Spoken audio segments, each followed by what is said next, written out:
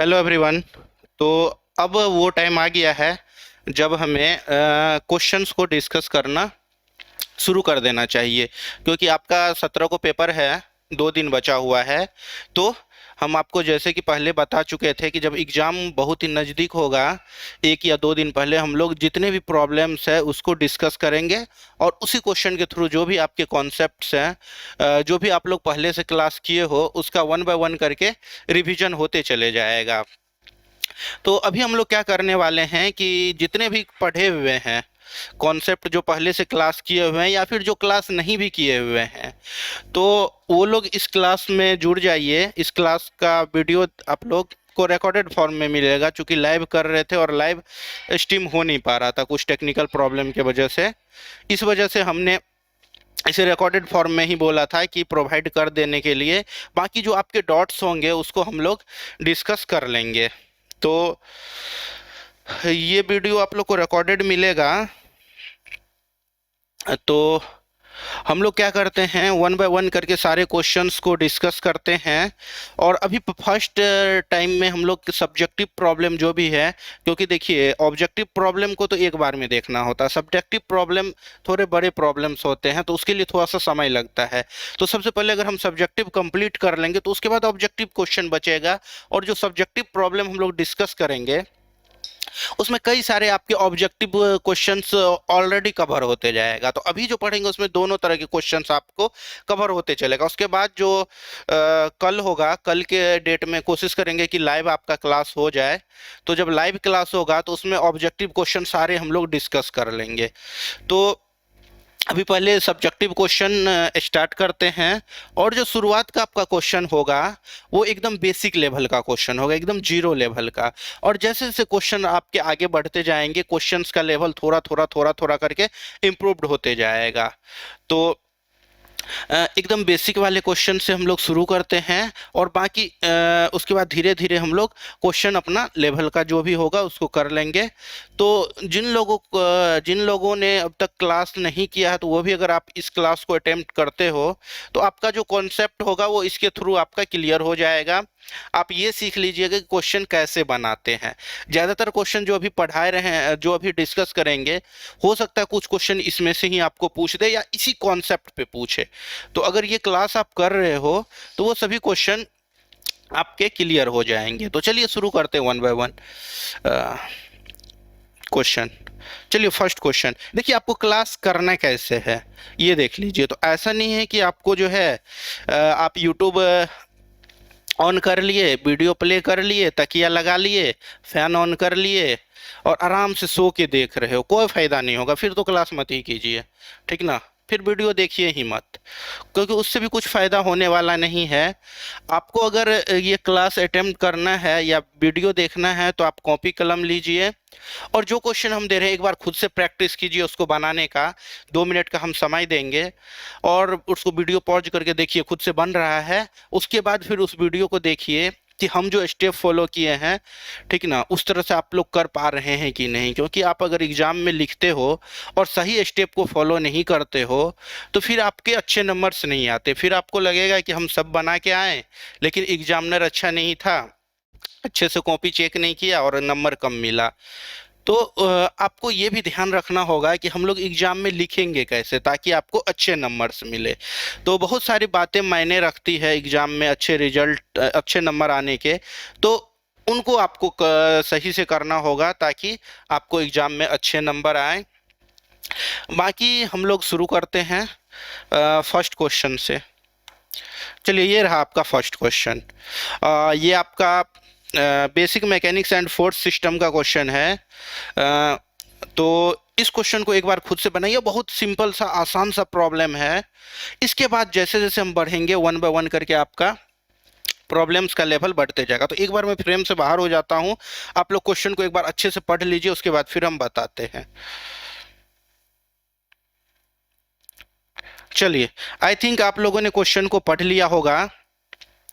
देखिए इसमें क्वेश्चन में क्या कह रहा है, सबसे पहले देख ये समझना। देखिए कोई भी क्वेश्चन आता है तो सबसे पहले क्वेश्चन में थोड़ा सा आप समय ले लीजिए, एक बार क्वेश्चन को अच्छे से पढ़ लीजिए, उसके बाद हम लोग कोशिश करते हैं। ये नहीं कि क्वेश्चन मिला जल्दी जल्दी बनाना शुरू कर दिए।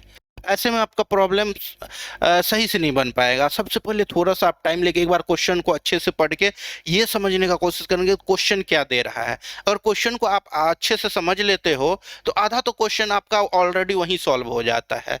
तो चलिए देखिए क्वेश्चन क्या बोल रहा है।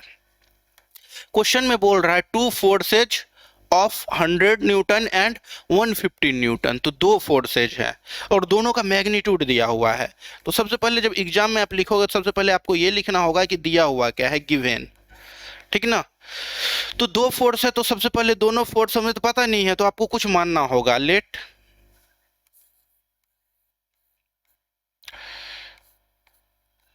F1 इस तरह से इज इक्वल टू कितना दिया हुआ है, 100 न्यूटन। तो जो एक फोर्स दिया हुआ है जिसका मैग्नीट्यूड आपको 100 न्यूटन दिया हुआ, आपको बताए थे कि किसी भी फोर्स का जो मैग्नीट्यूड होता है उसको हम लोग इस तरह से लिखते हैं। किसी भी वेक्टर को दिखाना है, चूंकि फोर्स वेक्टर क्वांटिटी तो उसके ऊपर एरो लगाएंगे। उसके मैग्नीट्यूड को दिखाना है तो मॉड के अंदर में रखेंगे और या फिर इसके एरो को हटा देंगे। तो इस तरह से दिखा देते हैं। तो एक को हम F1 माने हैं जिसका कि मैग्नीट्यूड कितना है जी, 100 न्यूटन दिया हुआ है। एक और फोर्स है जिसका कि मैग्नीट्यूड कितना दिया, 150 न्यूटन। तो दूसरे को F2 मान लीजिए जिसके का मैग्नीट्यूड कितना दिया हुआ है, 150 न्यूटन। दो चीज आपको प्रॉब्लम में दिया हुआ है। Are acting simultaneously at a point, किसी एक पॉइंट पे एक साथ लग रहा है दोनों force. What is the resultant, आपको क्या मांग रहा है, दोनों का रिजल्टेंट। तो रिजल्टेंट जो मांगेगा, resultant of these two forces, इन दोनों फोर्सेज का रिजल्टेंट कितना होगा ये निकालना है। मतलब आपको क्या निकालना है, रिजल्टेंट, ठीक ना। क्योंकि रिजल्टेंट वेक्टर है तो इसका आपको मैग्नीट्यूड और डायरेक्शन दोनों निकालना होगा, ठीक ना। तो अगर मैग्नीट्यूड सिर्फ पूछता तो सिर्फ मैग्नीट्यूड निकालते, अगर डायरेक्शन पूछेगा डायरेक्शन भी निकालेंगे, तो ठीक ना। तो अभी कुछ नहीं बोल रहा है, फोर्स का रिजल्टेंट बोल रहा है तो रिजल्टेंट का मैग्नीट्यूड भी निकाल लो और डायरेक्शन भी निकाल लो, ठीक ना। और आगे क्या बोल रहा है, if the angle between them is 45 degree. तो आपको बताए थे दोनों के बीच के एंगल को हम लोग थीटा मान लेते हैं, वो कितना होगा, 45 डिग्री। चलिए इतना चीज क्वेश्चन में दिया हुआ है कि दो फोर्स है, एक F1 है, एक आपका F2 है। चलिए इसमें डायग्राम बनाने का जरूरत नहीं है, चाहो तो बना सकते हो, ऐसे ही निकल जाएगा, ठीक ना। चाहो तो बना सकते हो और वो अपने अकॉर्डिंग बना लो, कैसे भी डायग्राम बन सकता है। तो चलिए ये दो चीज आपको दिया हुआ था इस प्रॉब्लम में, एकदम आराम आराम से करेंगे, कोई जल्दी नहीं है, बहुत टाइम है अपने पास, ठीक ना।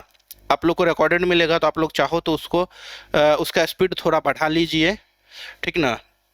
बट एकदम आराम से करेंगे, घबराना नहीं है, ठीक ना। देखिए कितना भी आप पढ़ाई कर लो, लास्ट पढ़ाई जो आपका इफेक्टिव पढ़ाई होता है, आपका जो रिजल्ट होता है वो डिपेंड करता है कि आप एग्जाम से पहले पहली रात और उससे एक रात पहले कितना पढ़े हैं। क्योंकि एक रात में पूरा कंप्लीट सिलेबस पढ़ने का क्षमता सिर्फ और सिर्फ इंजीनियर को होता है, ठीक ना। और आप इंजीनियर बनने वाले हो तो आप एक रात पढ़ के सेमेस्टर निकाल सकते हो। मैंने 8 सेमेस्टर दिया, एक भी सेमेस्टर में बैक नहीं था। और कई सब्जेक्ट तो ऐसे थे जिसको अभी पहले पढ़ा ही नहीं था, एग्जाम से 2 रात पहले जो है उस सब्जेक्ट को पढ़ना शुरू किया और 2 रात में कंप्लीट कर लिए, एक रात में आधा, दूसरे रात में आधा, ठीक ना। पहले से अगर पढ़े रहोगे तो एक रात काफ़ी होता है, लेकिन वो रात अगर आप अच्छे से पढ़ लिए तो, ठीक ना। तो क्या पढ़े नहीं पढ़े, क्या हुआ नहीं हुआ, सब कुछ भूल जाना है, ठीक ना। अभी इसको पढ़ना है। इतने प्रॉब्लम्स हम गारंटी के साथ कहते हैं, अगर सही से आप अटेम्प्ट कर लोगे तो आपको बैक नहीं आएगा, लेकिन सही से करना है। कॉपी कलम लीजिए, बैठिए और उसको लिखना शुरू कीजिए, देखिए आपको नहीं आएगा बैक। तो चलिए आपको अगर ध्यान होगा तो हमने रिजल्टेंट का एक फॉर्मूला लिखा था, लिखवाया था आपका रिजल्टेंट। दूसरा कलर ले लेते हैं, पिंक कलर लेते हैं, अच्छा कलर है, ठीक ना। तो रिजल्टेंट फोर्स जो होगा वो क्या होगा जी, F1 force plus F2 force. तो सबसे पहले हम क्या करेंगे, रिजल्टेंट का मैग्नीट्यूड निकालेंगे, फिर देखेंगे उसका डायरेक्शन क्या होगा। तो आपका रिजल्टेंट का जो मैग्नीट्यूड होगा उसको मॉड से लिखिएगा, मतलब मॉड के अंदर में F1 प्लस F2, इस तरह से। तो ये क्या हो जाएगा, स्क्वायर रूट, आपको एक फॉर्मूला हमने लिखाया था, ठीक ना। ये फॉर्मूला आपको ऑब्जेक्टिव में भी पूछ देता है, तो इसको अच्छे से देखिए। सबसे पहले क्या करते हैं, F1 का जो मैग्नीट्यूड है इसको मॉड के अंदर दे के लिखिए या एरो को उड़ा दीजिए, दोनों बात एक ही है। ऐसे मॉड F1 लिखिए या फिर इसको सिंपली F1 लिख दीजिए, ऊपर से एरो हटा के, एक ही चीज़ है। तो सबसे पहले इसको इस तरह के प्रॉब्लम रिजल्टेंट में क्या होता है, F1 का स्क्वायर प्लस दूसरे वाले का स्क्वायर करते हैं। इसके साथ देखिए आपका कॉन्सेप्ट भी क्लियर होते जाएगा, 2F1 F2 into cos theta. ये फॉर्मूला काफ़ी इंपॉर्टेंट है, ये ऑब्जेक्टिव में भी आता है। तो सबसे पहले हम मैग्नीट्यूड निकाल लेते हैं, फिर हम लोग डायरेक्शन निकाल लेंगे। तो मैग्नीट्यूड निकालिए, कैलकुलेटर आप लोग लेके बैठिएगा, ठीक ना। अब कुछ लोग ये पूछ रहे हैं सर कैलकुलेटर क्या होता है, दिख रहा है ना।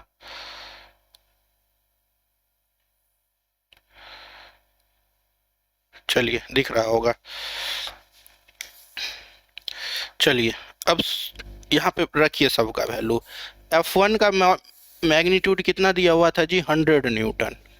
तो 100 का स्क्वायर प्लस F2 का मैग्नीट्यूड कितना दिया हुआ है जी, 150 न्यूटन। तो 150 का स्क्वायर, और सबको न्यूटन में लीजिएगा तो रिजल्टेंट न्यूटन में आएगा। तो चाहो यहाँ यूनिट लिखो चाहे नहीं लिखो, लास्ट में न्यूटन में आएगा, ठीक ना। माइनस, सॉरी यहाँ प्लस होता है, यहाँ प्लस होता है, ये प्लस होता है। अगर यहाँ रिजल्ट आपका F1 माइनस F2 होता तब वहाँ माइनस होता, ठीक ना। यहाँ पे प्लस है तो प्लस होगा, मतलब दो आप ऑब्जेक्टिव का क्वेश्चन यहाँ डिस्कस कर लिए। तो यहाँ प्लस है तो प्लस होगा, प्लस 2F1 का मान 100, F2 का मान 150। अच्छा होता ये लाइव में हो जाता, पर हो नहीं पाया किसी टेक्निकल प्रॉब्लम की वजह से, और चूंकि अपने पास टाइम कम है तो अभी ही इसको कंप्लीट करना, इसलिए रिकॉर्डेड फॉर्म में। कोशिश था हमारा कि लाइव हो जाए, बट आपको ज़्यादा प्रॉब्लम होता तो फिर पढ़ाई का मज़ा ख़राब हो जाता, तो इसलिए छोड़ दिए, ठीक ना। आपके पास साइंटिफिक कैलकुलेटर होगा, आप चाहो तो इसको डायरेक्ट कैलकुलेट कर लो, या नहीं तो इसको अलग करके कैलकुलेट कर लो। डायरेक्ट भी आप लिख दोगे यहाँ पे तो कोई दिक्कत नहीं है। इसको अगर कीजिएगा तो 12340 प्लस 150, ये 15 है तो 15 का 225 और 2 जीरो, प्लस ये कितना हो जाएगा जी, 30 और 3 जीरो, इंटू कॉस 45 1/√2, ठीक ना। तो इसको फाइनली आप लोग जब कैलकुलेट करोगे कैलकुलेटर में वैल्यू पुट करके, तो जो आपका इसका वैल्यू आएगा वो कितना आएगा जी, मैं बता देता हूँ आपको इसका वैल्यू एग्जैक्ट कितना आएगा। कैलकुलेट करके मैं बता देता हूँ, आप लोग कर लीजिएगा। 232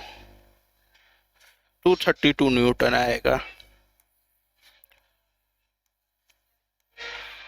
इतना न्यूटन, ठीक ना। तो यही हो जाएगा क्या, रिजल्टेंट का मैग्नीट्यूड। तो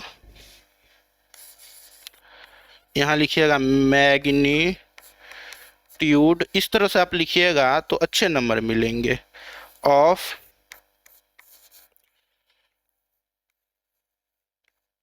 रिजल्टेंट फोर्स इज 232 न्यूटन, ठीक ना। तो अगर सिर्फ मैग्नीट्यूड पूछता तो ये, डायरेक्शन पूछेगा तो आपको एक फॉर्मूला डायरेक्शन के लिए बताए थे, ठीक ना, कि अगर F2 से एंगल थीटा बना रहा है तो इस तरह से आपको निकालना था tan अल्फा। अल्फा क्या है जी, इफ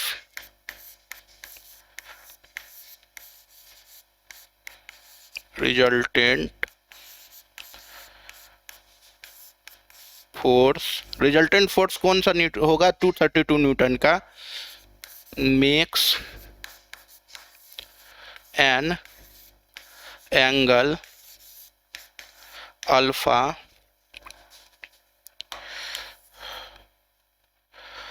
फ्रॉम F2। F2 कौन सा, 150 न्यूटन वाला। तो क्या हो जाएगा, tan alpha is equal to, अगर F2 से बना रहा है, F1 से बनाता तो यहाँ पे F2 से बना रहा है तो यहाँ पे F1 रखेंगे, और F1 से बनाता तो F2 into sine alpha. Sine alpha होता है या कॉस अल्फा होता है, नहीं साइन थीटा, सॉरी अल्फा क्यों होगा, अल्फा तो निकालना ही, sine theta upon F1 plus F2 cos theta. सबका वैल्यू इसमें पुट कर दो तो यहाँ से एंगल मिल जाएगा आपको, ठीक ना। सबका वैल्यू यहाँ से पुट कर दो, ठीक ना। सबका वैल्यू जैसे जैसे आप पुट करते जाओगे, इसमें क्या क्या वैल्यू पुट करोगे, F1 sine alpha, F2 plus F1 cos alpha, उल्टा हो गया यहाँ पे, चलिए हाँ, F2 into F1 cos alpha. F1 का वैल्यू कितना है 100, साइन अल्फा साइन 45। हो सकता है इसमें उल्टा पुल्टा, थोड़ा सा आप लोग भी ध्यान दीजिएगा, हो सकता है मे भी कुछ मिस्टेक हो जाए, ठीक ना, इंसान है तो मिस्टेक हो ही सकता है। प्लस F1 कितना है जी 100 इंटू कॉस 45, तो यहाँ से इसका कुछ वैल्यू आएगा, और यहाँ से अगर आप अल्फ़ा निकालोगे, इसको कैलकुलेट कर लीजिएगा साइंटिफिक कैलकुलेटर से, तो अल्फ़ा 10 इनवर्स जो वैल्यू आएगा, यहाँ से इसका कुछ वैल्यू आ जाएगा, ठीक ना।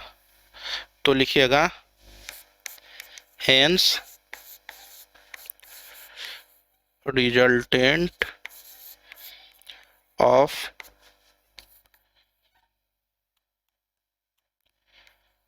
Both F1 and F2 force make an angle of इतना फ्रॉम F1, इतना लिख दीजिएगा जो यहाँ पे आएगा इसको, तो फाइनली ये आपका क्वेश्चन कंप्लीट हो जाएगा। अगर सिर्फ मैग्नीट्यूड पूछता तो वहीं तक, सिर्फ डायरेक्शन पूछता तो यहाँ तक, तो एक से डायरेक्शन निकालेंगे, एक से मैग्नीट्यूड निकालेंगे। तो कॉन्सेप्ट समझना है, ठीक ना। कॉन्सेप्ट आप अगर समझ गए तो फिर आपको कोई दिक्कत नहीं है। तो मैं फ्रेम से एक बार इसको कर देता हूँ, आप लोग को कहीं अगर दिक्कत हो तो 1 बाय 1 करके आप लोग देख लीजिएगा। तो इसको ऊपर एक बार कर देता हूँ फ्रेम में, तो दोनों चीज़ मिल गया, एक तो रिजल्टेंट मिल गया, अगर सिर्फ रिजल्टेंट की मैग्नीट्यूड की बात करें तो वो भी मिल गया आपको, और उसका डायरेक्शन भी आपको मिल गया।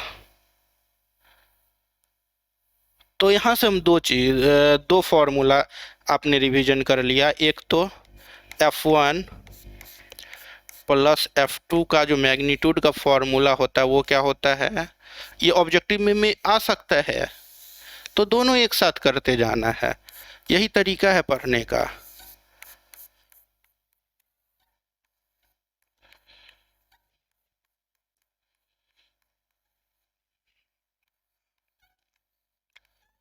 थीटा क्या है जी, angle between F1 and F2। वही अगर आपका दोनों को अगर हम सब्ट्रैक्ट करते, इसका मैग्नीट्यूड निकालते, तो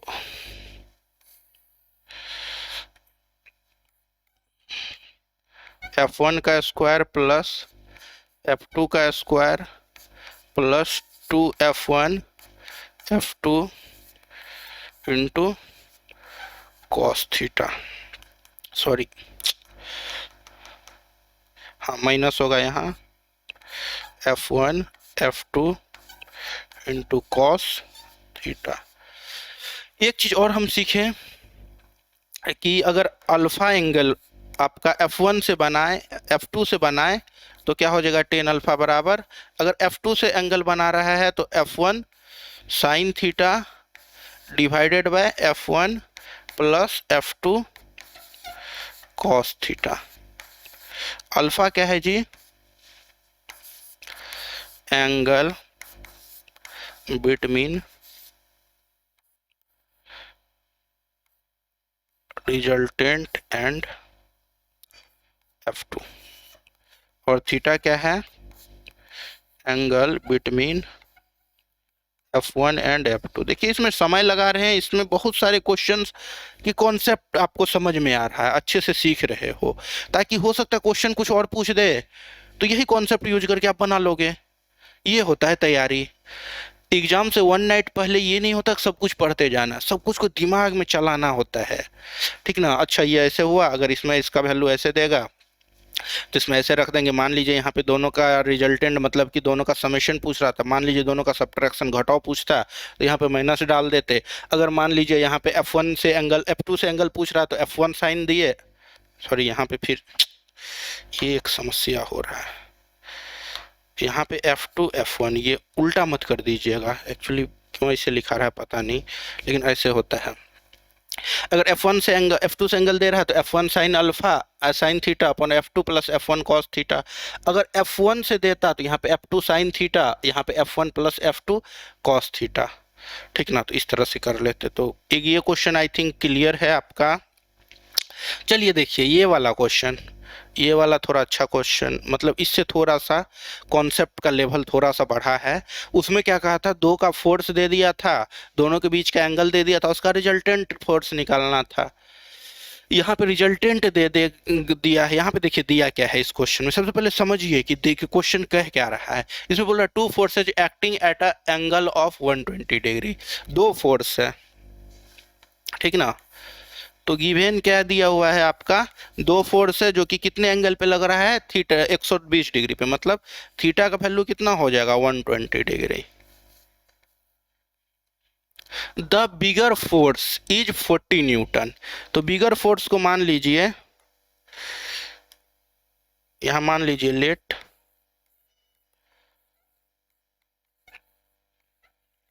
बिगर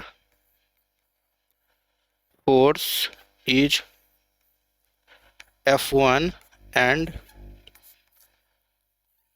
ये अगर F1 तो एक स्मॉलर फोर्स होगा, तो स्मॉलर फोर्स को क्या मान लीजिएगा, फोर्स इज F2। तो बिगर फोर्स का मैग्नीट्यूड दे रहा है, क्या बोल रहा है, the bigger force of 40 Newton, मतलब ये जो 40 न्यूटन है ये बिगर फोर्स F1 जो है उसका क्या दे रहा है, मैग्नीट्यूड दे रहा है। ऐसे लिखो चाहे सिर्फ F1 लिख लो, ठीक ना। तो ये दे रहा है आपको कितना, 40 newton. The resultant is perpendicular to the smaller one. Perpendicular का मतलब कितना, 90 डिग्री का कोण, ठीक ना। तो जो स्मॉलर फोर्स है, स्मॉलर फोर्स कौन सा है, F2, ठीक ना। तो F2 का से रिजल्टेंट परपेंडिकुलर है, इसका मतलब क्या, F2 से कितने एंगल पे है, 90 डिग्री पे है, ठीक ना। तो स्मॉलर फोर्स निकालना, फाइंड स्मॉलर फोर्स, मतलब F2 निकालना है। चलिए इसमें बोला है कि अल्फा बी द,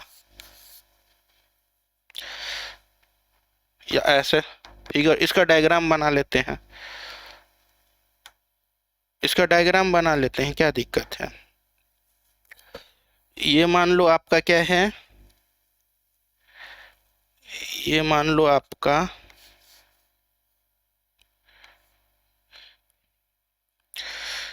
ये आपका मान लीजिए कि F1 है,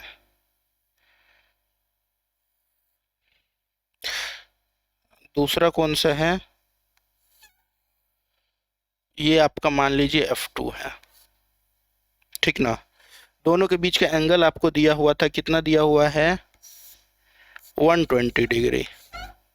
तो आपको ये पता है कि रिजल्टेंट जो इन दोनों का आएगा ठीक इसके कहीं बीच में आएगा, किधर आएगा नहीं पता।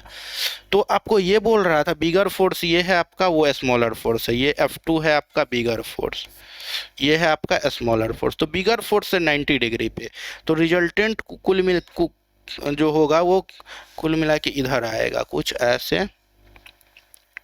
ये 90 डिग्री पे कितने डिग्री पे आएगा, यहाँ से ये जो एंगल होगा ये कितना होगा, 90 डिग्री होगा। ये है आपका रिजल्टेंट, ठीक ना। तो ये F2 से 90 डिग्री पे है, तो F1 से कितने डिग्री पे होगा जी, यहां से निकाल सकते हो। ये F1 से कितने एंगल पे होगा, इसको अल्फा मान लो, ये कितना हो जाएगा, यहां लिख लेते हैं, late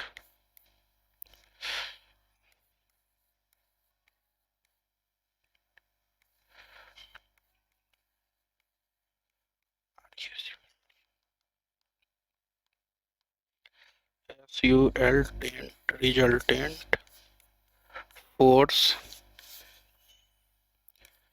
makes an angle alpha from किससे, F1 से।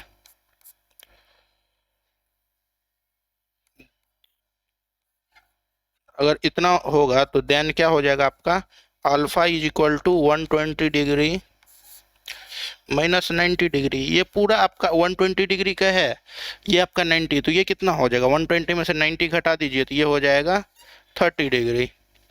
तो अल्फा का वैल्यू मिल गया, ठीक है। या वैसे करके भी ले सकते थे, और इनफाइनाइट आता उल्टा करना पड़ता, नीचे वाला जीरो होता, उससे भी बन जाएगा, आपको सेम आंसर आएगा, ठीक ना।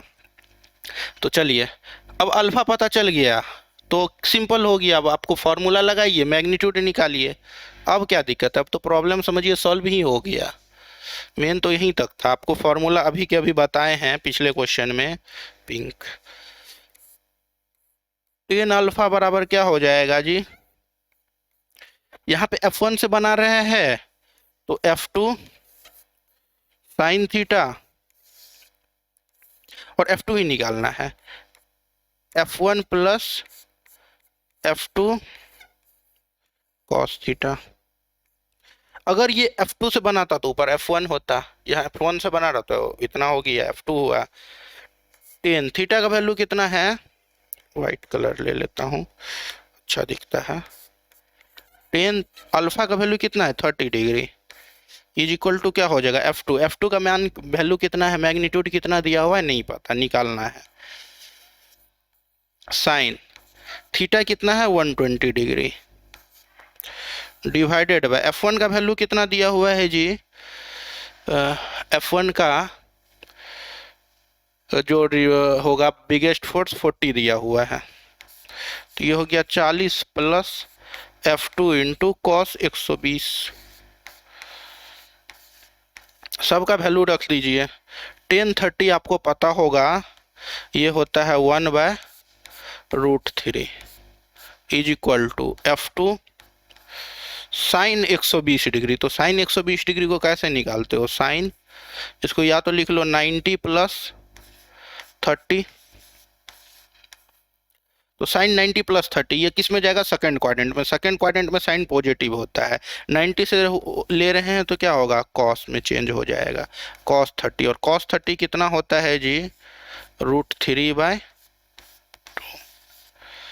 यही होता है ना, यही होता है। तो ये हो गया आपका into √3/2 divided by 40 plus F2 नहीं पता इंटू कॉस 120 डिग्री। तो कॉस 120 डिग्री कैसे निकलेगा, इधर कर लेते हैं,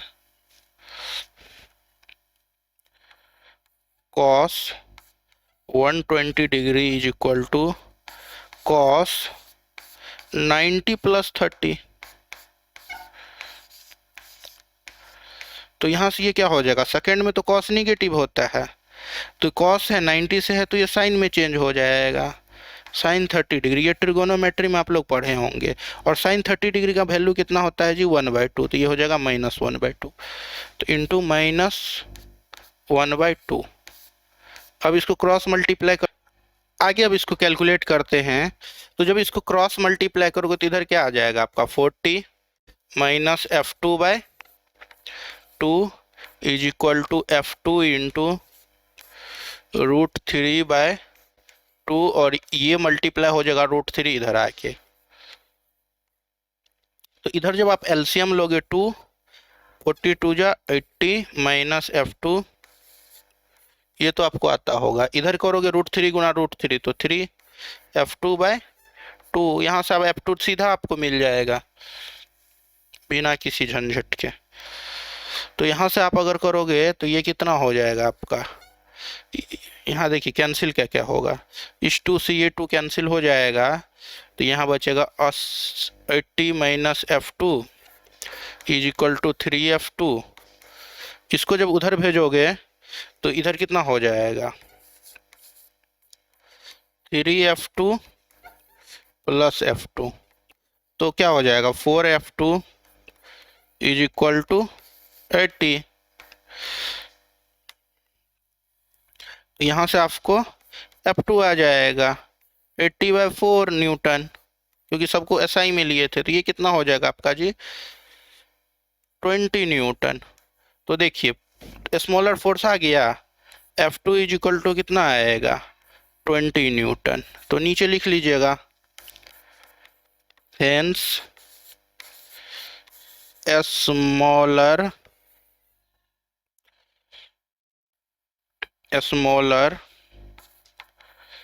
force F2 is equal to 20 newton. ठीक ना, यही हो जाएगा आपका आंसर। तो इस तरह से बनाएंगे प्रॉब्लम्स जब आएंगे। तो आप चाहो तो 90 F1 से लेके भी कर लो, करके दिखा दूं क्या, पहले एक बार देख लो, उसके बाद वैसे भी करके दिखा देते हैं, सेम ही आएगा आंसर में, कोई चेंज नहीं आएगा। तो एक बार यहाँ से देख लो आप लोग। और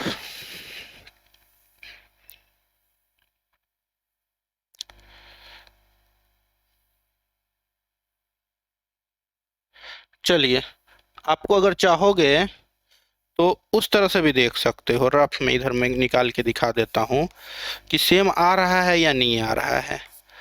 तो आपको क्या रखना होगा, अल्फा क्या हो जाएगा जी एंगल बिटवीन, या तो ऐसे भी आप कर सकते हो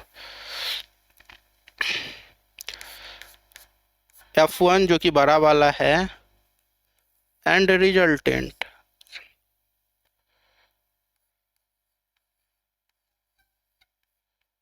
सॉरी F1 नहीं, बड़ा वाला किसको माने थे, सॉरी स्मॉलर वन को F1 माने थे ना, बड़ा वाला क्या माने, स्मॉलर वाला F2 है। यहाँ देखिए resultant force make angle from F1, ठीक ना। जो आपका बिगर फोर्स है वो F1 है, स्मॉलर वाला को F2 माने हैं। तो आपको बता रहा है कि स्मॉलर के परपेंडिकुलर है, तो स्मॉलर वाले F2 और रिजल्टेंट के बीच का एंगल 90 डिग्री होगा। यहाँ पे मैं कर देता हूँ, जो angle between smaller F2 and resultant force, ठीक ना। तो tan अल्फा बराबर क्या लग जाएगा, अगर F2 के साथ है तो यहाँ हो जाएगा F1 sine theta upon F2 plus F1 cos theta.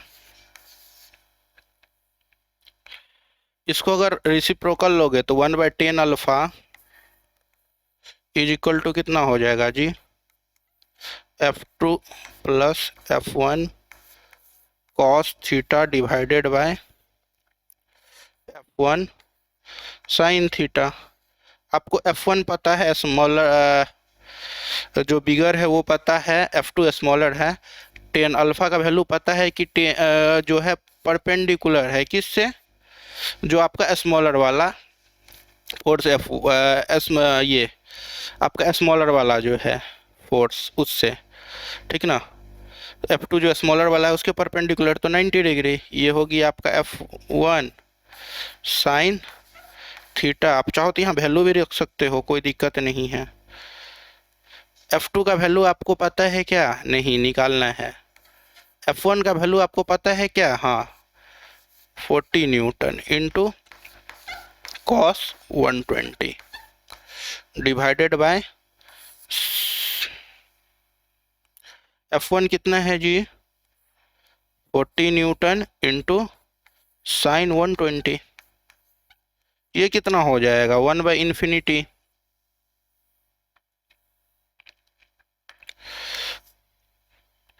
Is equal to F2 plus 40 cos 120 का वैल्यू रखिए, कॉस 120 अभी निकाले थे ना, इसको कैसे लिखे थे, कॉस 90 प्लस 30, इसमें negative sine 30 is equal to -1/2, तो इसका वैल्यू हो गया -1/2 डिवाइडेड बाय 40 इंटू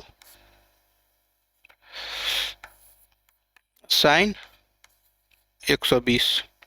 इसका भी मान चाहो तो आप रख दो, चाहो तो नहीं भी रखो, क्योंकि ये 0 हो जाएगा। साइन 120 तो अभी निकाले थे ना, 90 प्लस 30 यानी कि ये कॉस 30 डिग्री के बराबर होगा, मतलब √3/2 के, तो इंटू रूट यहाँ 40 है 3/2, 1/इंफिनिटी 0 is equal to F2 minus 40 को 2 से डिवाइड कीजिएगा तो ये 20 डिवाइडेड बाय 20√3, क्रॉस मल्टीप्लाई कर दीजिए यहाँ से, ये क्रॉस मल्टीप्लाई होगा तो क्या हो जाएगा, ये 0 is equal to F2 minus 20, तो यहाँ से जब करोगे तो F2 is equal to 20 Newton. ये मैं दोनों मेथड इसलिए बताया था कि आपको कॉन्सेप्ट क्लियर रहे, तो ऐसे भी कर लो वैसे भी कर लो, कैसे भी कर लो, आंसर लाना है एग्जाम में तो दोनों तरीके से कर सकते हैं। इस तरह से भी कीजिएगा तो सही है, ठीक ना, या फिर आप उसको उसका वैल्यू निकाल के कीजिएगा तो भी सही है। तो जो आपको तरीका आसान लगे उससे आप कर लीजिए, दोनों मेथड हम बता दिए, वो मेथड इसलिए बताएं कि बुक में जो स्टैंडर्ड बुक है उसमें वो मेथड दिया हुआ है, ठीक ना, तो आप कन्फ्यूजन ना हो, पहले से अगर बनाए हैं इसलिए वो मेथड भी हमने बता दिया, बाकी आसान इससे ही होगा, इससे भी कर सकते हैं, ठीक ना। तो कुल मिला के अभी तक हम 2 क्वेश्चन डिस्कस कर लिए हैं, जो दोनों के दोनों क्या था, रिजल्टेंट फोर्स पे बेस्ड था। एक में 2 फोर्स दिया हुआ था, एंगल दिया हुआ था, रिजल्टेंट निकालना था। एक में आपको जो है रिजल्टेंट का जो है एंगल दे दिया है एक फोर्स से, दूसरा फोर्स निकालना था। अब आते हैं अगले क्वेश्चन पे। इस क्वेश्चन का देखिए क्या खास बात है, इसमें बोला find the magnitude of 2 forces such that if they act at right angle their resultant is 100 √10 newton, but if they act at 60 degree their resultant is 13। तो इसमें 2 केस है, यहाँ लिखिएगा गिवन केस 1 ऐसे करके लिखिएगा, अच्छे से हो जाएगा, ठीक ना। इसमें क्या होगा जी, केस 1 में क्या दिया हुआ है, 2 फोर्स, या ऐसे पहले आप इसको ऐसे मान लीजिएगा 2 फोर्स, इसमें तो दिया हुआ नहीं है, बोल रहा है 2 फोर्स है, तो मान लीजिएगा लेट 2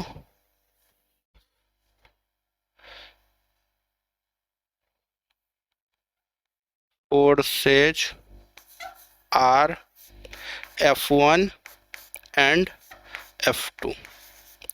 तो आपको क्या बोल रहा है, जो रिजल्टेंट होगा वो कितना होगा, पहला केस में केस 1 मानिएगा, इसमें रिजल्टेंट मतलब कि F1 F2 का जो मैग्नीट्यूड होगा वो कितना दिया हुआ है, √10 दिया हुआ है न्यूटन। कब, if they act if they act at right angle, मतलब कि दोनों राइट एंगल पे लग रहा है, मतलब दोनों के बीच का एंगल कितना होगा 90 डिग्री। तो जब 90 डिग्री हो तो ये रिजल्टेंट। दूसरा केस 2 दिया हुआ है, इसमें क्या बोल रहा है केस 2 में, their resultant is root if but if they act at 60 degree, मतलब कि जो थीटा दिया हुआ वो कितना दिया हुआ है 60 degree. Their resultant is root 13, तो उसका रिजल्टेंट क्या हो जाता है F1 plus F2 is equal to root अंदर 13 न्यूटन। ये है आपका दो केस, ठीक ना। अब बोल रहा है आपको निकालना क्या है, F1 का मैग्नीट्यूड, F1 बराबर what and F2 is equal to what. Question समझ लिया ना। बोल रहा है अगर 90 डिग्री पे दोनों परपेंडिकुलरली लग रहा है तो रिजल्टेंट रूट 10, और 60 डिग्री पे लग रहा है तो रूट 13। तो एग्जाम में जब लिखेंगे तो उसको मानना पड़ेगा, इस तरह से बताना। आप रूम पे बना रहे हो या ऑब्जेक्टिव क्वेश्चन तो कैसे भी कर रहे हो कोई फर्क नहीं पड़ रहा है, लेकिन एग्जाम हॉल में एग्जामिनर को बताना पड़ेगा, ठीक ना। तो इस तरह से अगर लिखोगे तो एग्जामिनर को समझने में आसानी होगा और नंबर आपको अच्छे नंबर देंगे। तो इस तरह से कर लेंगे, क्या दिक्कत है। अब दोनों में रिजल्टेंट का फॉर्मूला लगाइए। पहला केस में इसको यहां से हटा देते, आप तो समझ ही गए हैं। फर्स्ट केस में लगाइए, आर बराबर क्या हो जाएगा जी, आर का magnitude is equal to under root, अभी हमने बताया था, इसी पे बेस्ड प्रॉब्लम भी कर रहे थे, F1 square plus F2 square plus 2 F1 into F2 into cos theta. सबका वैल्यू पुट कर देना है, तो सब में जो पता होगा उसी का वैल्यू पुट कीजिएगा। एक वैल्यू पता है रूट अंदर 10, एक वैल्यू F1 का नहीं पता, F2 का भी वैल्यू आपको नहीं पता। 2 F1 F2 कॉस थीटा का वैल्यू पता है 90 डिग्री, तो कॉस अगर 90 डिग्री हो गया तो यहाँ से ये हो जाएगा रूट 10। कॉस 90 कितना होता है जी, ये वैल्यू आपका 0 हो जाएगा, तो ये पूरा टर्म मल्टीप्लाई होके 0 हो जाएगा। तो इधर बचेगा क्या, F1 का स्क्वायर प्लस F2 का स्क्वायर, ठीक ना, इतना होगा। अब दोनों साइड पॉजिटिव स्क्वायर रूट है तो दोनों तरफ स्क्वायर कर लीजिए, तो 10 बराबर F1 square plus F2 square. कोई दिक्कत, इसको एक इक्वेशन यहाँ मिल गया आपको, इसको एक इक्वेशन मान लो, ठीक ना। आई थिंक कोई दिक्कत नहीं होना चाहिए, यहाँ तक देख लीजिए, तो कोई दिक्कत है तो बताइएगा।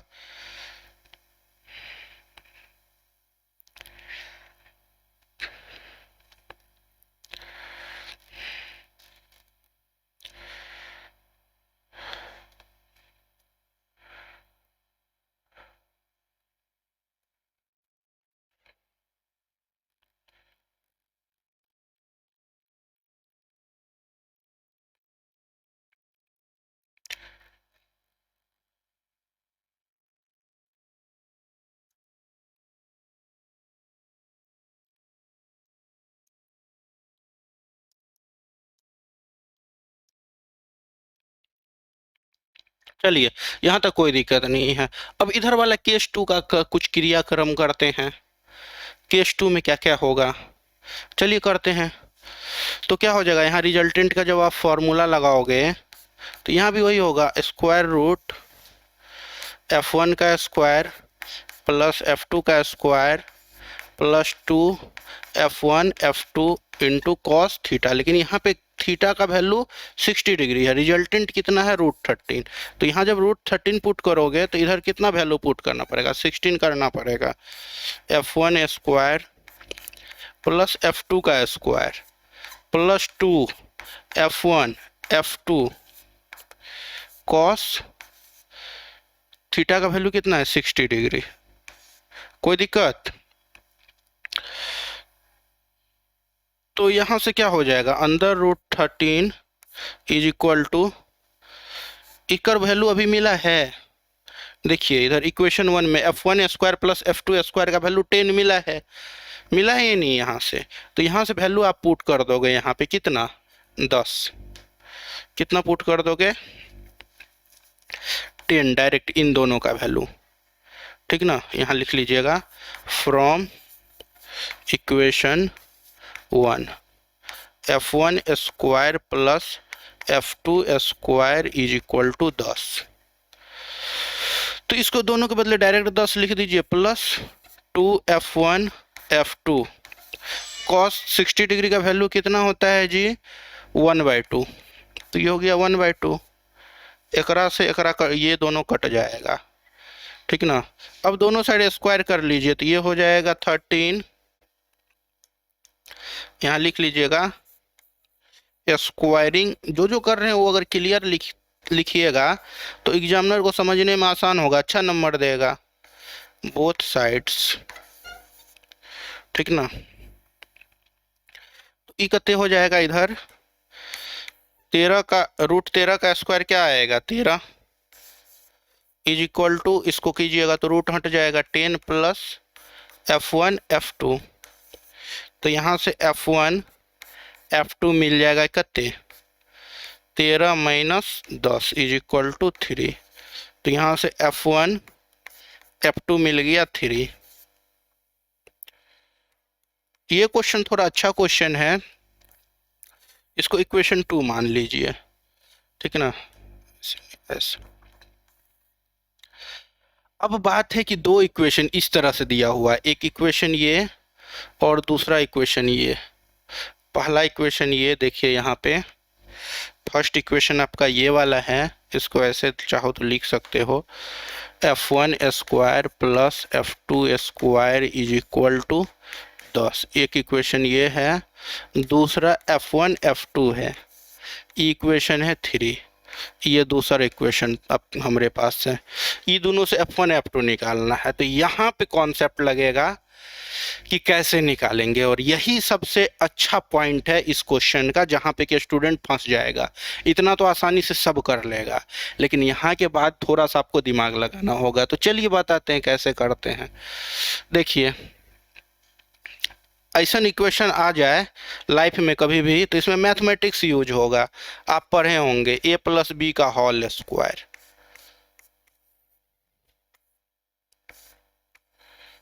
ठीक ना, is equal to a² plus b² plus 2ab, तो f1 प्लस f2 का स्क्वायर क्या हो जाएगा, f1 प्लस f2 बराबर 10 दिया हुआ है, इसको 10 रखिएगा प्लस 2 इंटू f1 f2 का वैल्यू 3 आया है, तो इतना यहाँ लिख लीजिएगा फ्रॉम इक्वेशन 1 एंड 2। देखिए जिस तरह से हम कर रहे हैं इस तरह से अगर आप बनाते हो या इससे बेहतर बनाते हो तो बेहतर नंबर आएगा। तो यहाँ से जब करोगे तो ये आ जाएगा f1 प्लस f2 का whole square is equal to 10 plus 6 is equal to 60। तो अगर दोनों तरफ पॉजिटिव स्क्वायर रूट लोगे तो क्या हो जाएगा f1 plus f2 is equal to 4। तो दो इक्वेशन मिला था, एक तीसरा इक्वेशन मान लीजिए, हमरा कहीं तो कैसे तो निकालना है इसको। अगर तीसरी इक्वेशन आप मान लोगे, एक चीज़ और आप पढ़े होंगे a माइनस बी का whole square is equal to a² plus b² minus, अब जिंदगी में कभी नहीं भूलिएगा ये वाला ऐसा प्रॉब्लम को सॉल्व करना। और इसी कॉन्सेप्ट की वजह से ये क्वेश्चन का थोड़ा आने का चांसेज हो जाता है।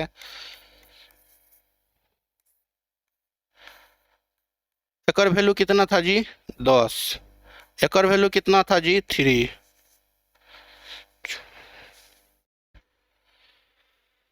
यहाँ लिख लीजिएगा फ्रॉम कहाँ से इक्वेशन 1 एंड 2। चलिए हमने अपना पूरा live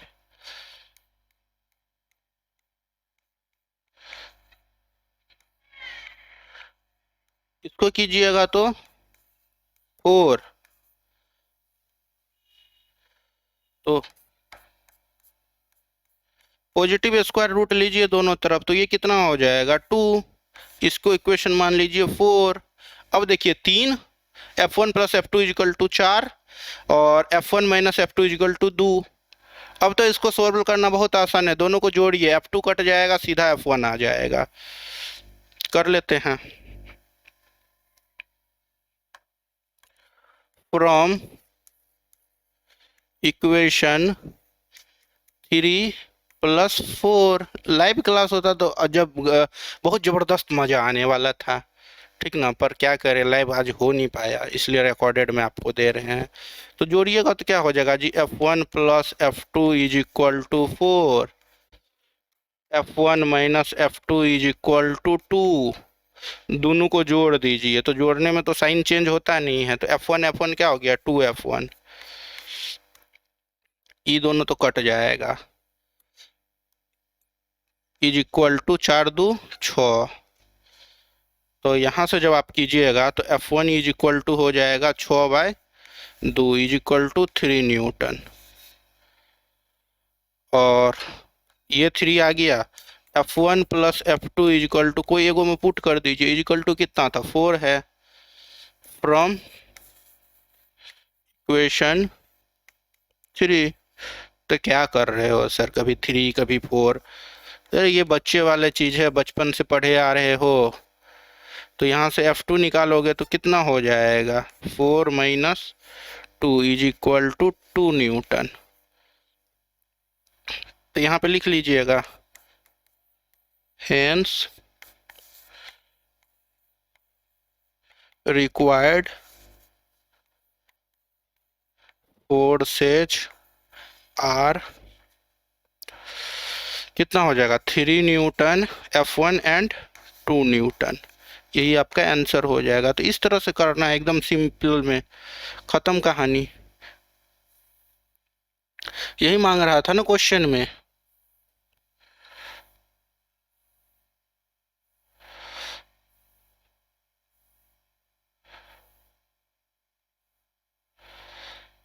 find the magnitude of two forces, तो देखिए वही तो निकाले, दोनों का मैग्नीट्यूड ही तो निकाले हैं।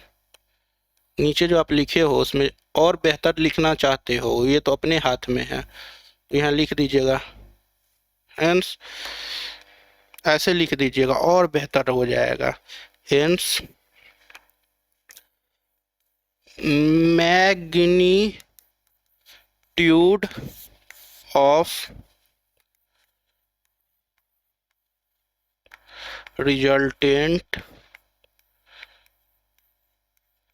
Forces are 3 newton and 2 newton, खत्म, फिनिश। तो कितना देख रहे हैं आप, कितना आसानी से हम लोग प्रॉब्लम को सॉल्व कर पा रहे हैं।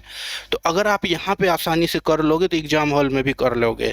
तो जो हम स्टेप बता रहे हैं, जैसे हम स्टेप बता रहे हैं, जैसे लिखना बता रहे हैं, इस तरह से लिखिएगा प्रॉब्लम में, हम गारंटी के साथ कहते हैं आपको अच्छे मार्क्स आएंगे, ठीक ना। थोड़ा सा कोशिश कीजिएगा कटिंग कम हो, मतलब कटिंग नहीं हो, एकदम ऐसा लिखे कि एकदम साफ साफ दिखे, अच्छा नंबर आ जाएगा।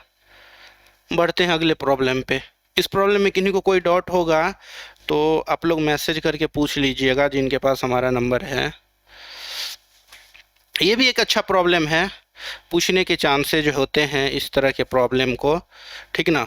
तो इसको करते हैं, देखिए एक बार क्वेश्चन को आप अच्छे से पढ़िए, उसके बाद इसको हम लोग करते हैं।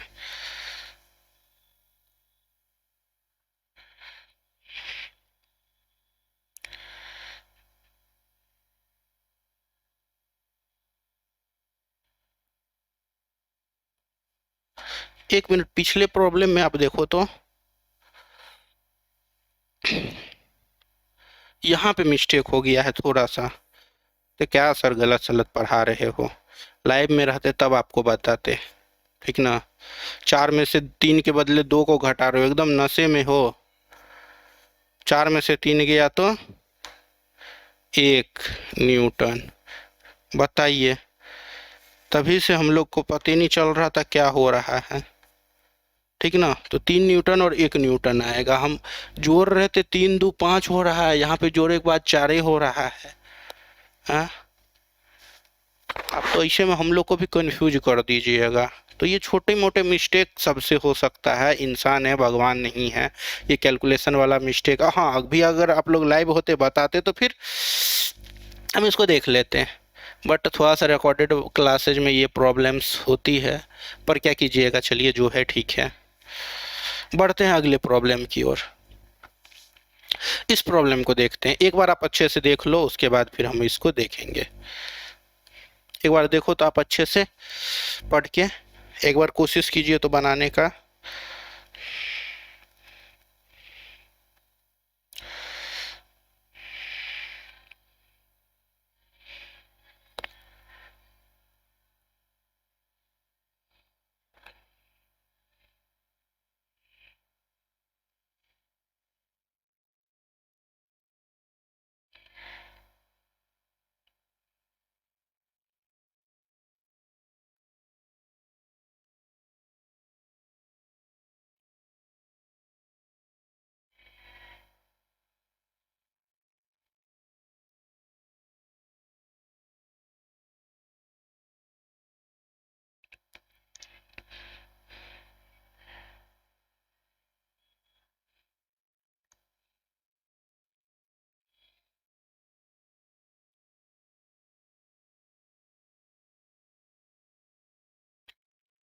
चलिए देखिए इसमें क्या बोल रहा है, अ मशीन कंपोनेंट जिसका कि लेंथ 1.5 मीटर दिया हुआ है। इस लेंथ का कुछ ज़्यादा यूज होगा नहीं, बस दे दिया है लॉन्ग एंड वेट आर इतना न्यूटन, वेट जो होगा इतना newton, are supported by 2 ropes A B और सी डी। देखिए यहाँ पे एक रोप ये है आपका ए बी, ऐसे, और एक इधर से सपोर्ट दे रहा है, ये हो गया सी और ये हो गया D, supported by 2 ropes AB and CD as shown in figure given below. Calculate the tension T1 and T2 in the rope AB and CD. तो इसके रोप में टेंशन T1 माना है, इसके रोप में टेंशन T2 माना है, इसको कैलकुलेट करना है। ये बता रहा है 45 डिग्री पे है, इधर ये वाला बता रहा है 60 डिग्री पे है। ठीक ना, और इसका वेट बता रहा है, तो इसका बॉडी का वेट किधर होगा जी, डाउनवर्ड डायरेक्शन में। वेट हमेशा नीचे लगता है, इसके सेंटर ऑफ मास पे लगेगा, लेकिन उससे कोई मतलब नहीं, हमको कितना दिया हुआ है, इतना न्यूटन दिया हुआ है। ठीक ना, तो अभी T1 और T2 का वैल्यू निकालना है।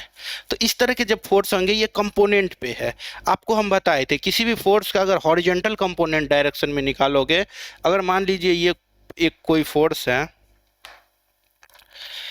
ये अगर मान लीजिए कोई फोर्स है F, और ये थीटा एंगल बना रहा है, तो इधर जो कंपोनेंट होगा ये क्या हो जाएगा, F cos थीटा, और इधर जो होगा वो क्या हो जाएगा, F sin थीटा।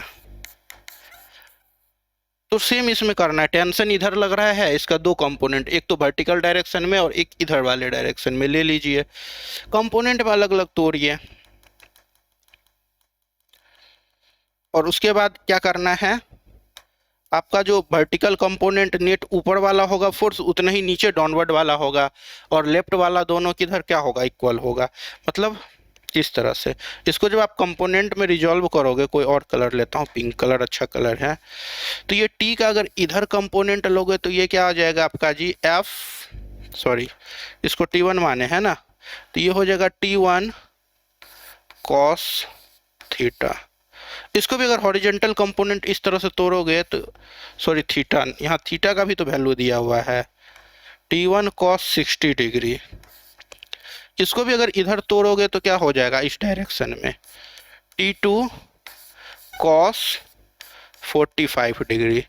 तो T1 और T2 दोनों का जो कंपोनेंट होगा हॉरिजेंटल डायरेक्शन में, दोनों सेम होगा, एक इधर है एक उधर है। ठीक ना, तो इक्विलिब्रियम में क्या होगा, दोनों सेम होगा। तो इसको क्या करते हैं, यहाँ लिखिएगा सॉल्यूशन में, रिजॉल्विंग द टेंशन, टेंशन भी तो एक तरह का फोर्स ही होता है ना रोप के अंदर। Tension T1 and T2 in horizontal direction.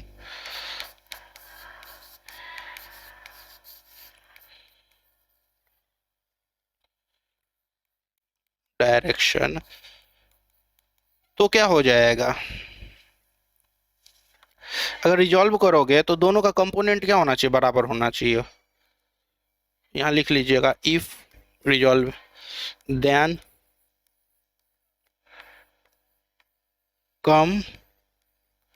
Component of T1 and T2 in horizontal shadow and TAL will be same, will be same, same होगा ना। कितना कितना हुआ है, इधर T1 cos 60, उधर T1 cos क्या हो रहा है, T1 cos 60 is equal to T2 cos 45। यहां से एक रिलेशन मिल जाएगा इसको करके। एक चीज और देखिए, इसको जब वर्टिकल डायरेक्शन में आप इसका कंपोनेंट लोगे, तो कोई भी कलर चल सकता है, नीला कलर ले लेते हैं, तो इसका वर्टिकल कंपोनेंट किधर आएगा जी, इसका जो वर्टिकल कंपोनेंट होगा दोनों का इधर आएगा ऊपर। ये हो गया T1 साइन 60, इसको जब निकालिएगा तो ये हो जाएगा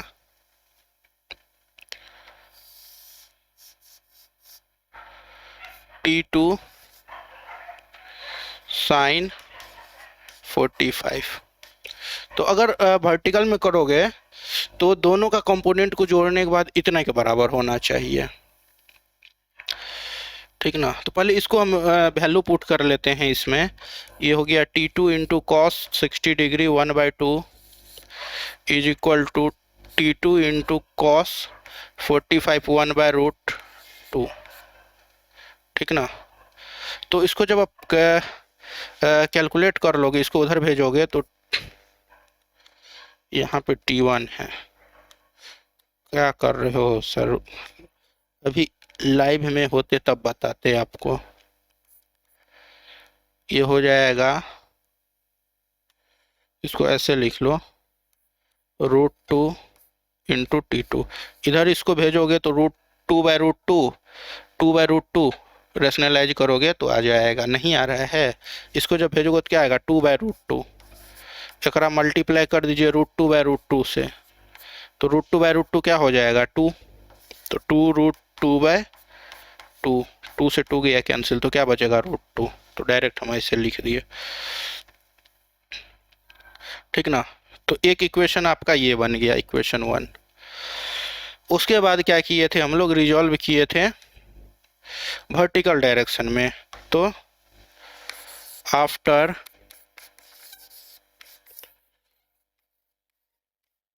resolving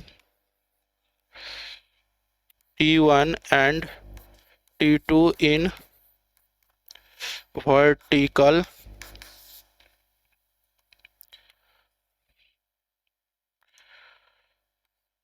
डायरेक्शन, क्या हो जाएगा जी, T1 देख लो फिगर में, इधर होगा T1 cos साइन 60 और T2 साइन 45 और नीचे 1000। तो यहाँ से ये हो जाएगा T1 sign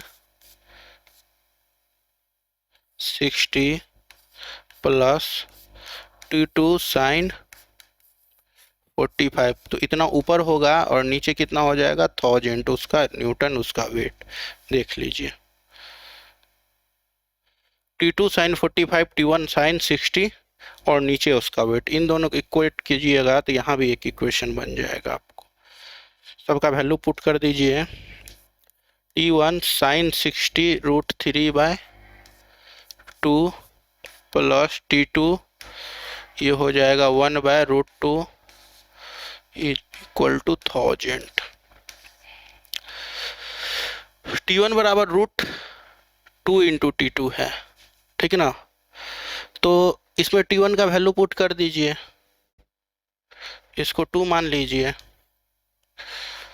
from equation 1 and 2, अब तो इसको सॉल्व कर ही लोगे। T1 का वैल्यू उसमें से पुट कीजिए √2 इंटू T2 इंटू √3/2 प्लस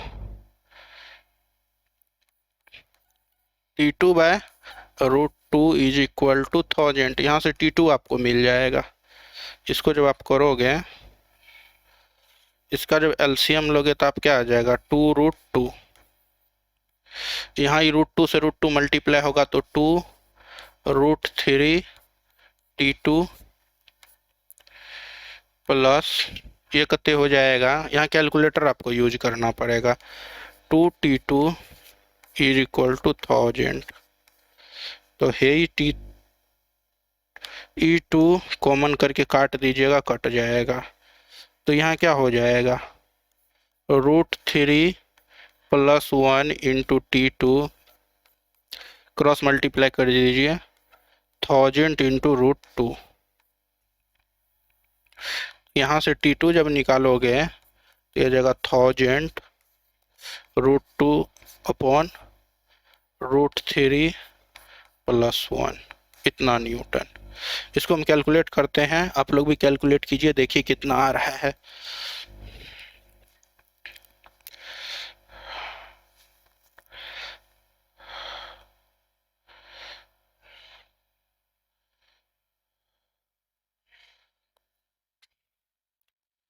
तो आप ऐसे भी कैलकुलेट कर सकते हो, इसमें कैलकुलेटर का उतनी की जरूरत है।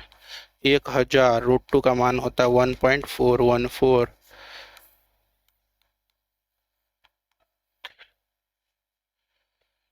प्लस 1 732 भी होता है।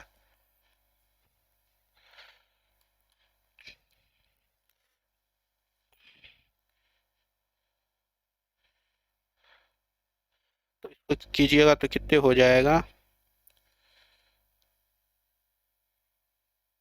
1000 इंटू 1.14 1.414 डिवाइडेड बाय 2.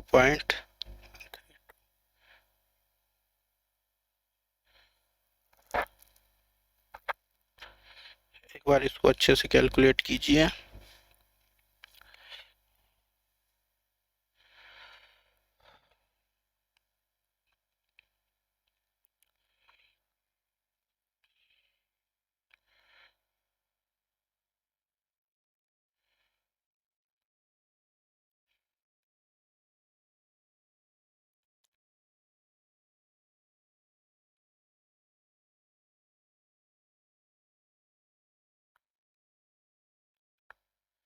$517 आएगा,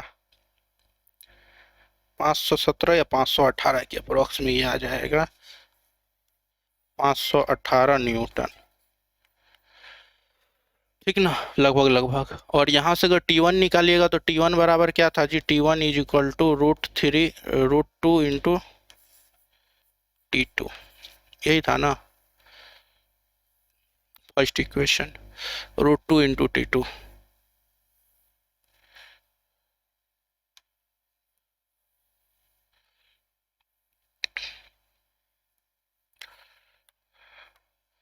तो यहाँ से निकाल लो T1 करोगे तो ये आ जाएगा 518 इंटू √2 इतने न्यूटन। इसको गुना करो तो कितने होता है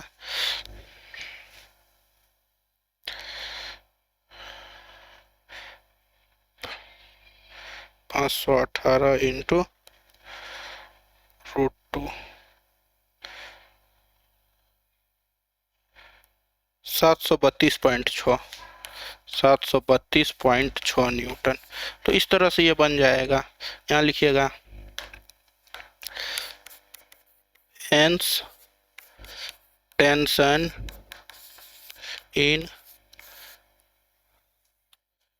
इन क्या पूछ रहा था क्वेश्चन में, ये देख लो, मांग क्या रहा था। Calculate tension T1 and T2 in the rope AB and CD।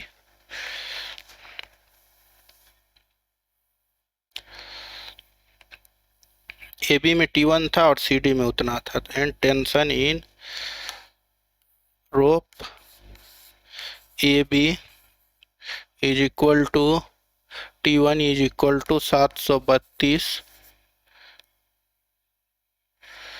Tension AB is, इसको ऐसे लिखिएगा, is 0.6 newton and rope CD is equal to 518 Newton.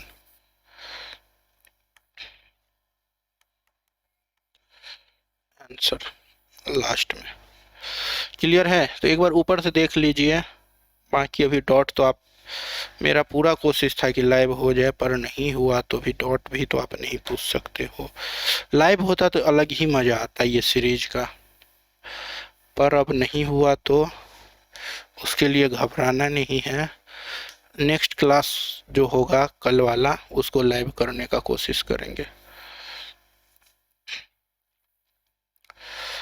तो एक बार ऊपर से हम इसको कर देते हैं, बाकी आप लोग देखते चलिए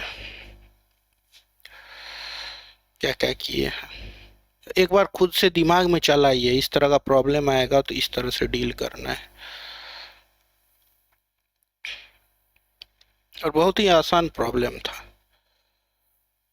चलिए, तो कुल मिला के अभी तक में हमने 4 प्रॉब्लम डिस्कस किया हूँ, जिसमें पहला प्रॉब्लम आपका रिजल्टेंट निकालना था, दूसरा एंगल पे बेस्ड था, तीसरा भी एंगल पे बेस्ड था। उसके बाद चौथा प्रॉब्लम हमने किया था जिसमें कंपोनेंट लेके रिजॉल्व करना था। जो हॉरिजेंटल कंपोनेंट होगा उसको आपस में इक्वेट किए, वर्टिकल कंपोनेंट को आपस में इक्वेट किए थे। तो जो ऊपर होगा जो नीचे होगा दोनों को बराबर कर देंगे, लेफ्ट जो होगा राइट जो होगा बराबर कर लेंगे। इस तरह से कंपोनेंट लेके भी आप लोग तोड़ सकते हो, बना सकते हो। कंपोनेंट पे ही बेस्ड एक ये अच्छा सा प्रॉब्लम है जो आपके स्क्रीन पे अभी दिख रहा है। देखिए इस क्वेश्चन में, ये भी बहुत आसान क्वेश्चन है, कंपोनेंट लेके ही करना। एक बार क्वेश्चन को पढ़िए, उसके बाद फिर हम बताते हैं।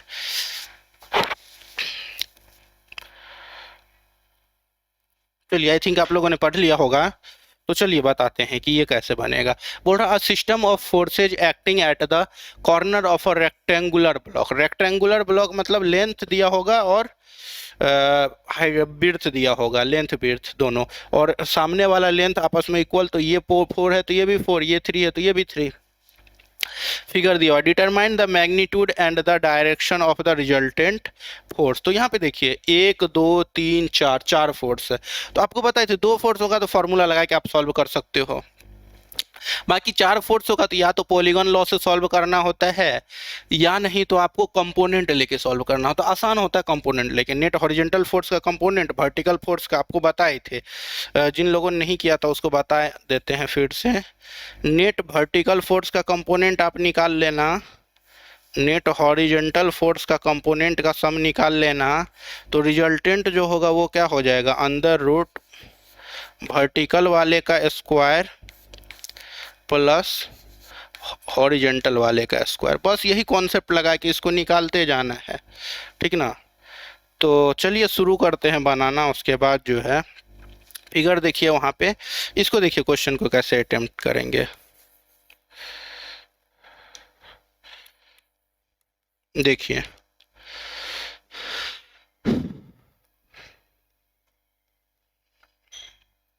ये तो बहुत सिंपल है।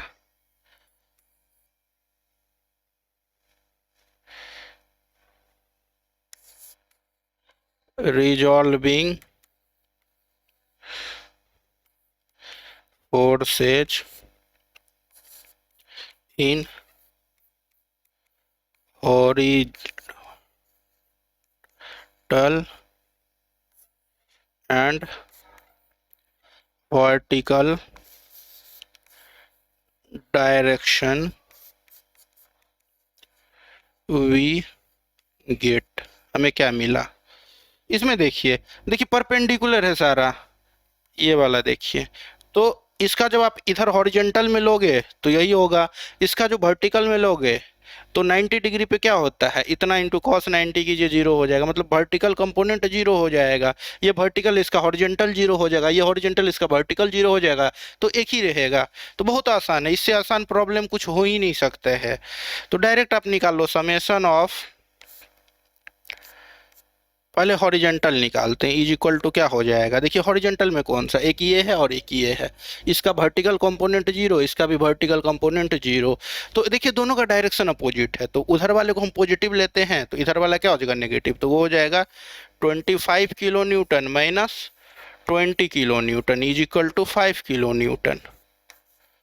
ठीक ना, उधर वाले को हम पॉजिटिव लिए, इधर को हम पॉजिटिव लिए हैं, इसमें इधर को पॉजिटिव लिए हैं, इधर इसमें इधर को पॉजिटिव लिए ऊपर को। तो ये आपको वर्टिकल फोर्स मिल गया, सॉरी हॉरिजॉन्टल मिल गया। वर्टिकल को निकालिए तो ऊपर कितना होगा वर्टिकल, इसका वर्टिकल कंपोनेंट जीरो, इसका भी वर्टिकल कंपोनेंट जीरो।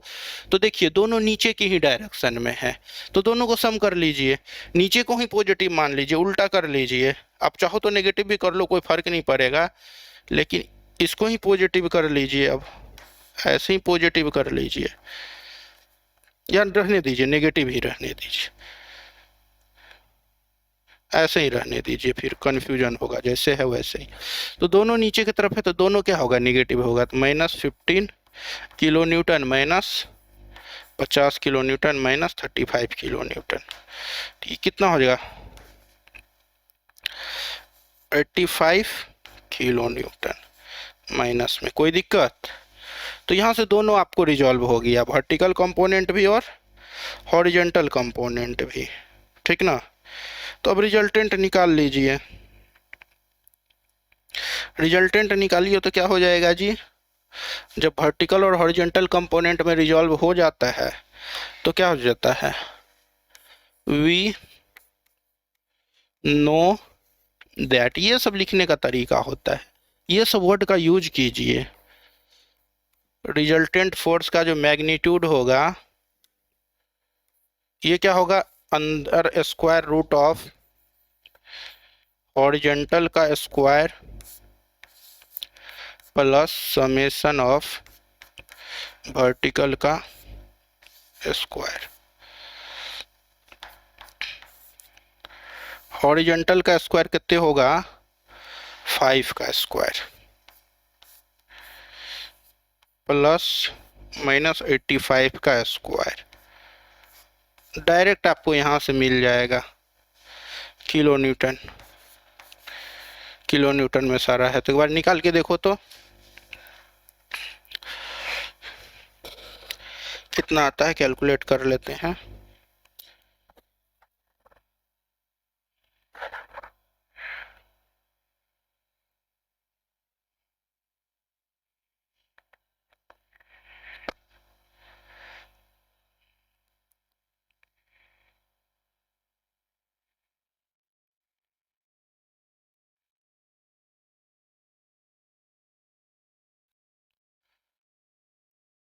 चलिए इसको कैलकुलेट कीजिएगा आप, तो कितना आएगा, लगभग लगभग आपको आ जाएगा इसका वैल्यू 85.15।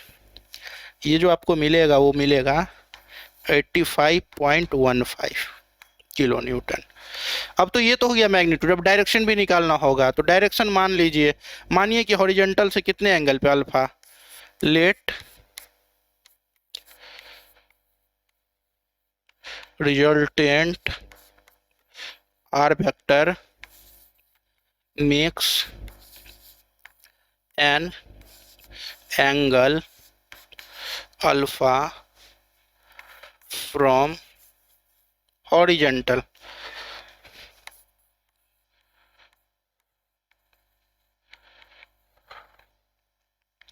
तो क्या हो जाएगा, टेन अल्फा बराबर आपको बताए थे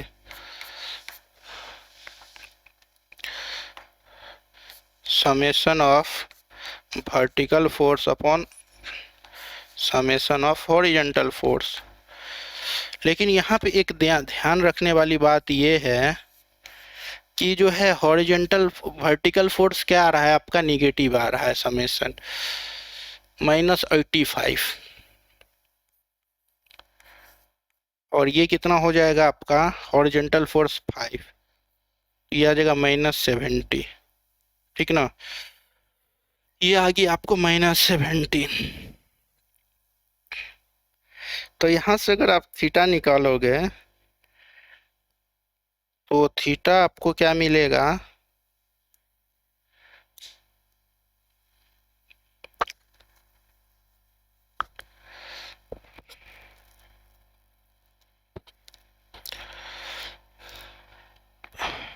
अब साइंटिफिक कैलकुलेटर में कैलकुलेट करके देखो,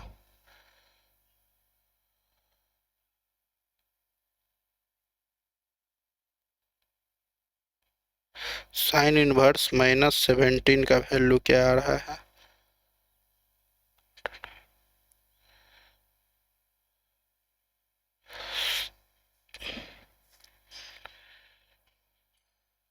सॉरी साइन इनवर्स बोल रहे हैं, टेन इनवर्स है ना, -17 -86.63 minus alpha is equal to हो जाएगा -86.63। देखिए ये माइनस क्यों आ रहा है, चूंकि देखिए इसका वर्टिकल कंपोनेंट नीचे होगा तो फोर्स जो रिजल्टेंट फोर्स रहा होगा कुछ इस तरह से रहा होगा, ये थीटा है आपका, इधर पॉजिटिव लिए हैं इधर नेगेटिव डायरेक्शन में, इस तरह से रहा है। मतलब ये किस क्वाड्रेंट में जा रहा है, ऐसे अगर क्वाड्रेंट में आप डिवाइड करो तो ये इस क्वाड्रेंट में जा रहा है, तो एक्यूट एंगल इतना मेक कर रहा है, कितना,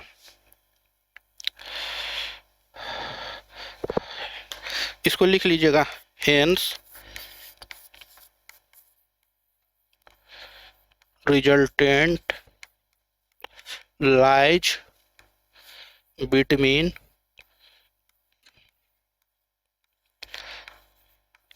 इतना एंड इतना, 270 से 360 के बीच में, the acute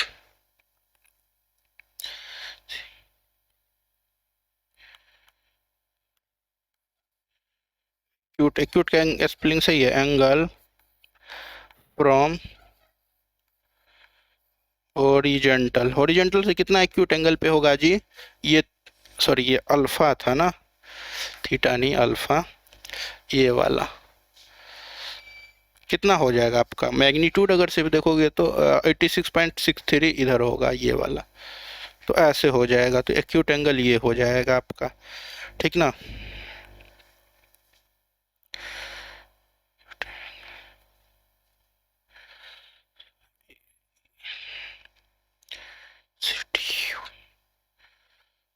acute angle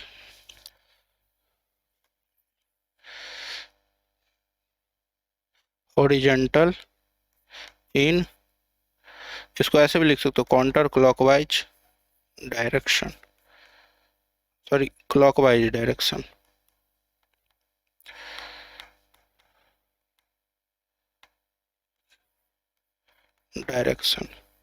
exact अगर बोले तो इसका अगर हम एग्जैक्ट एंगल अगर बोले कितना होगा, एक्चुअल एंगल,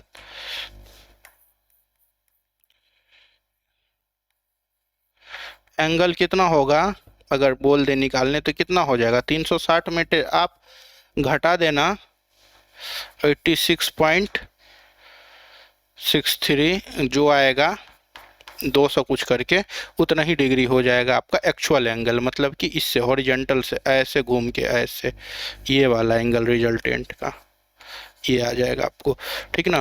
तो आपको जैसा होगा देख लीजिएगा, इतना भी करके छोड़ दोगे तो एग्जामिनर समझ जाएगा, आपको सही नंबर देगा। तो एक बार इसको आप देख लो, इसमें त्रिभुज टाइप का भी क्वेश्चन पूछ देगा तो उसमें अलग अलग कंपोनेंट तोड़ लेंगे, ठीक ना। तो कंपोनेंट निकालना है और उसके बाद निकालना है